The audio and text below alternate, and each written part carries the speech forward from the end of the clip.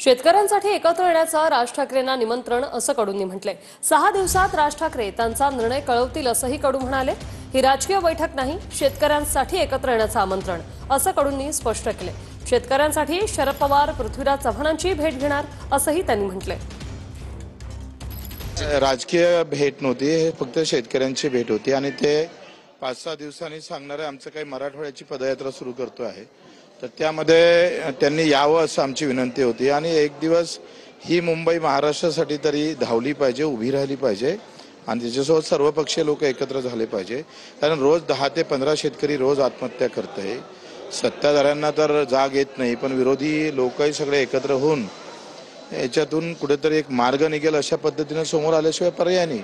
आणि मग पहिलं निमंत्रण आम्ही राजसाहेबांकडे गेलो होतो, ते म्हणतात आम्ही सगळ्यांना पक्षीय त्यांचे नेते आहेत त्यांच्याशी विचारून निर्णय घेऊ। पवार साहेबांशी पण बोलणार आहोत, आज जमलंच तर पृथ्वीराज चव्हाण साहेबांशी पण भेटतो। शेतकऱ्यासाठी काही पण कुठे पण आमचे शेतकरी असेल, मजूर असेल आणि मेंढपाळन, मच्छीमारन, दिव्यांग बांधव